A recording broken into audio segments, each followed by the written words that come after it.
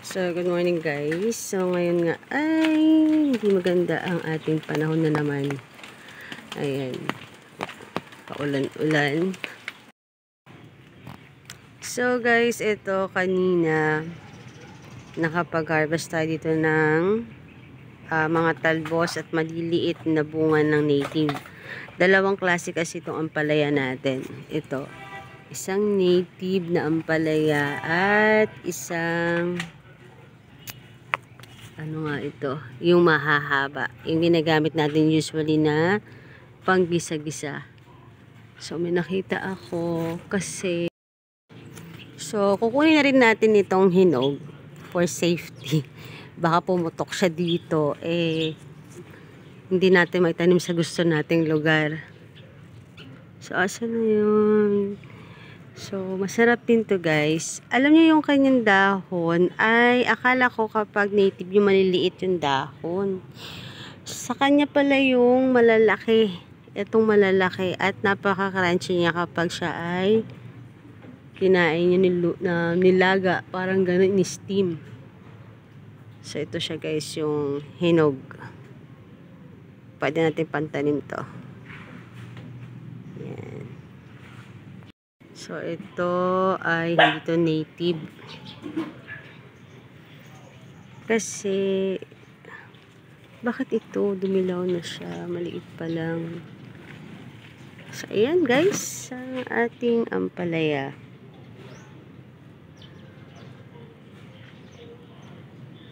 Makapal na siya. Dito lang siya nakatanim yan. Tatabi siya ng upland kangkong at ng mga kamote. Ayun.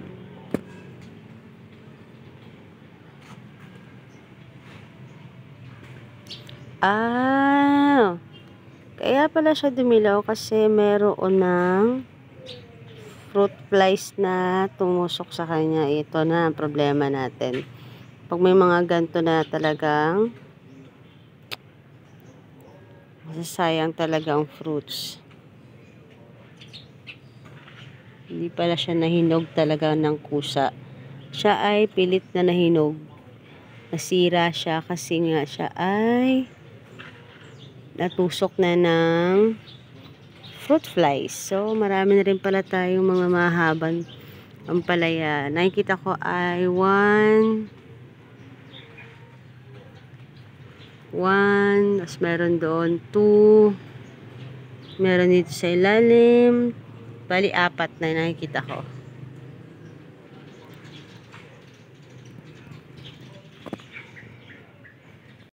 So ito yung mga talong natin dito, ang lalaki ng dahon, ang ganda ng dahon, pero namumblema ako dito guys kasi ilang beses na siyang namulaklak pero nalalaglag. Nag-try na rin akong gumamit ng organic fertilizer na yung tea, yung pinagbabara ng mga nabubulok. Ayan. Ganda ng mga gulay pag umuulan talaga. Ito ay hilera ng kangkong, hilera ng alugbati, yung kulay green, tapos sili. Yan. Kangkong din yan, tapos sili. Tapos ito na yung ating mga talong na malalapad. Sobrang laki ng dahon, pero hindi sila mamulaklak ng ayos. Namumulaklak sila, pero nalalaglag sila guys. And ito naman ang ating mga kamatis.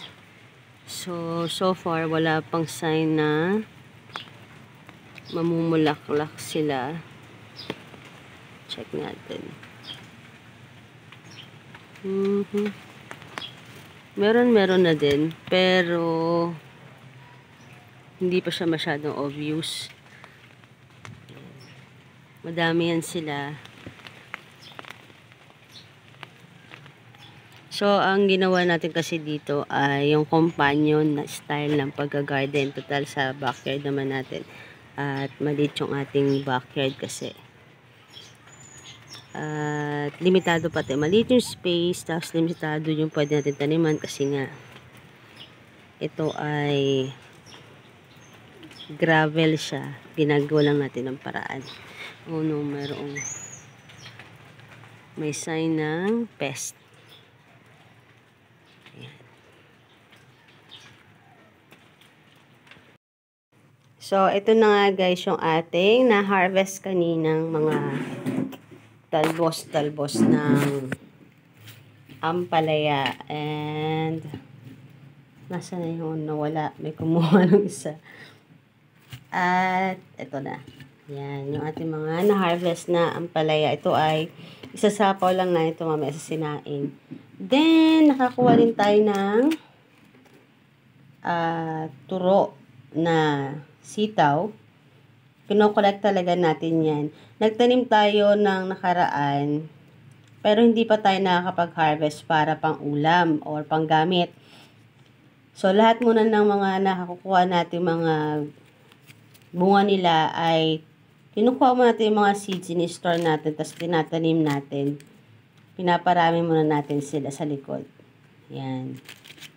So, ito guys. Yung iba na itanim ko na sa next video, pakikita ko sa inyo yung mga malalaki na rin sila. Mga naitanim ko ng bali, pangalawang set na yon. Galing din yon, kasabay nito, iisang puno lang sila. Galing din yon sa mga unang tanim. Yan. So guys, ibang problema natin sa garden like yung mga talong natin na namumulaklak pero hindi siya natutuloy. Nagda-drop yung mga flowers niya. And then nakakita tayo ng mga dahon na butas-butas na. So hindi lang yun yung mga nagiging problema natin kasi nga we are trying to have ano man tawag doon, organic garden. Kasi kung mapapansin nyo, sa backyard siya, then crowded yung place nila kasi nga pang consume lang naman talaga yun ng family natin. So may mga tinatry tayong pag-aralan din at gawin dito sa bahay na mga organic fertilizer at organic pesticide. So nasa fertilizer pa lang tayo. So pakikita ko sa inyo guys. Ulit tayo, hindi tayo expert. Hindi pa tayo expert pagdating sa pagtatanim. So, this one, ginawa natin to. Ito yung molasses sa tinatawag nila. Galing sa asukal. At, ng isda. So, ang problem ko lang ngayon dito ay, parang siya nagkakamolds. Hindi ko alam. So, ngayon ay nagtatanong-tanong ako bakit ba nagkaganto siya. Pero I think pwede na siguro siyang salain. Siguro sobra-sobra na yung time niya. Sabi nila yung ganto daw, yung na-ferment, kung tama ako, yung liquid sa taas nila na yan. Yan, yung syrup na yan yung gagamitin natin na imimix natin sa water na pang dilig sa ating mga gulay. Sasalain natin yan, kukunin natin daw yung syrup na yan.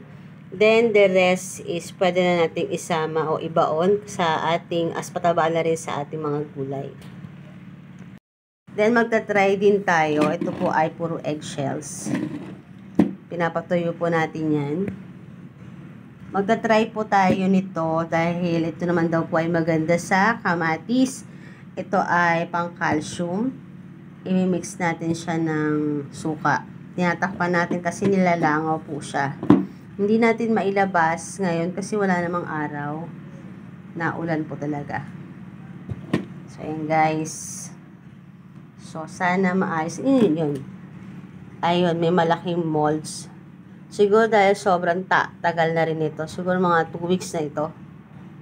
Nandito. So, kailangan na talaga siguro natin salain to.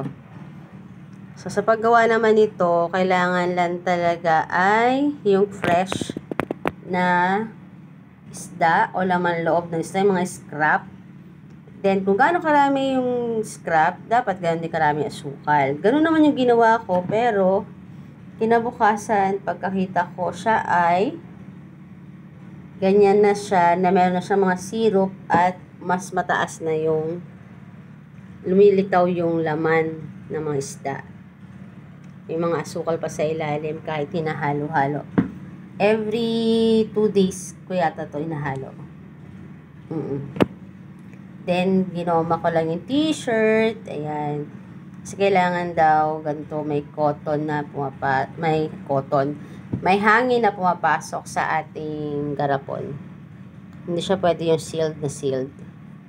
Goma lang siya.